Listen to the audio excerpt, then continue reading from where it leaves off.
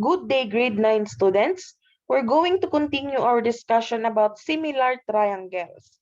For today, our topic is triangles basic similarity theorems. I am your pre-service teacher from Tarlac State University, Christine Claire P. Mateo. Our learning competency: apply the theorems to show that given triangles are similar.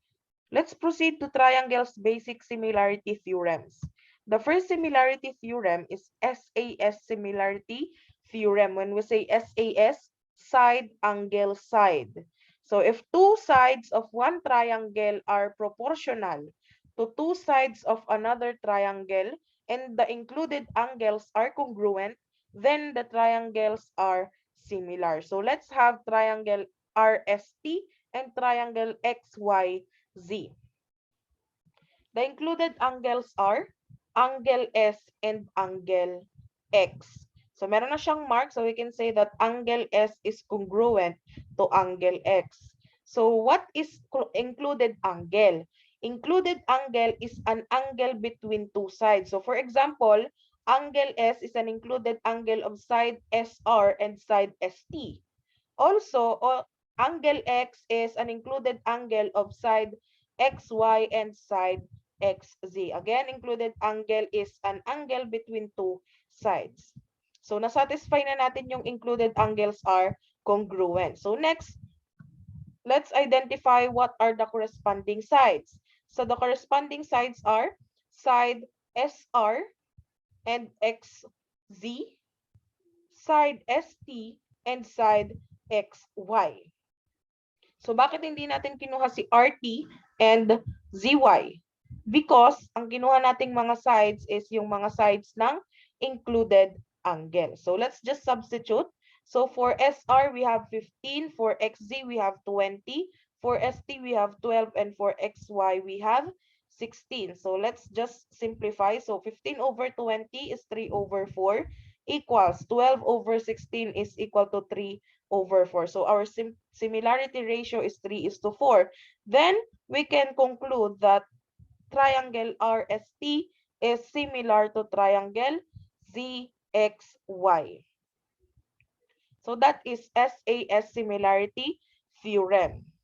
Next, we have SSS similarity theorem. Pag sinabi nating SSS, side, side, side. So side, side, side, similarity theorem. So if the sides of one triangle are proportional to the corresponding sides of another triangle, the triangles are similar. So we have here triangle ABC and triangle DEF.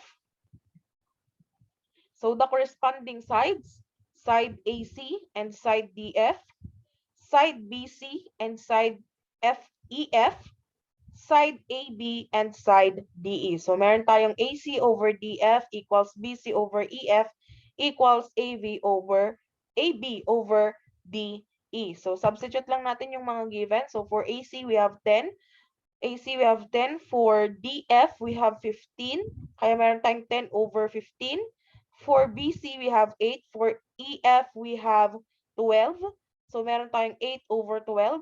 For AB, we have 12, and for DE, we have 18. So we have 12 over 18. So let's simplify. 10 over 15 is 2/3. 8 over 12 is 2/3, and also 12 over 18 is 2/3. Since meron na tayo nito, our similarity ratio is 2:3. Then we can say that triangle ABC is similar to triangle DEF. So again, in SSS similarity theorem, tinignan lang natin yung tatlong sides ng isang triangle if proportional siya sa isa pang sides ng proportional siya sa sides ng isa pang triangle. So nasatisfy naman that the sides are proportional, then the triangles are similar. Next, AA similarity theorem. Pag sinabi nating AA similarity theorem, angle. So we're going to deal with two angles in triangle. So if two angles of one triangle are congruent to two angles of another triangle, the two triangles are similar. So what are the corresponding angles? So angle E corresponds angle D. So we have here 60 equals 60 kasi naka-indicate naman na that they are both 60 degrees.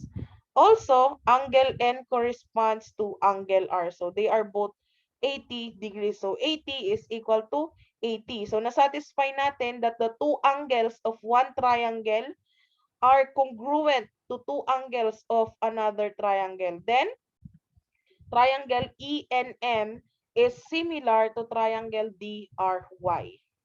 Now, let's proceed to special right triangle theorem. So, we are dealing with right triangle. So, let's see what are the parts of right triangle. So we have two legs. This is leg, and this is hypotenuse.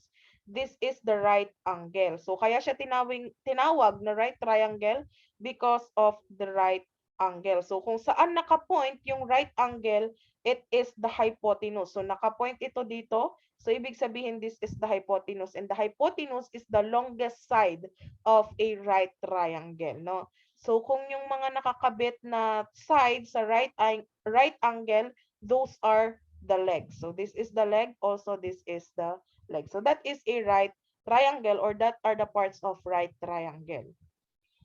So hypotenuse leg similarity theorem. So by the name itself, hypotenuse leg, meaning to say we're going to deal with the hypotenuse and the leg of right triangle. So if the hypotenuse and one leg of one right triangle are proportional to the corresponding parts of another right triangle, then the triangles are similar. So hypotenuse muna tayo. So hypotenuse, we have GO and MA. So meron siyang mark, then GO is congruent to MA. Then we're going to deal also with one leg. So one leg, we have GD and MN. Meron na rin siyang mark, so GD is congruent to MN. Since it's congruent, then they are similar. So triangle GOD is similar to triangle MAN. Again, in hypotenuse leg, we just dealt with hypotenuse and one leg.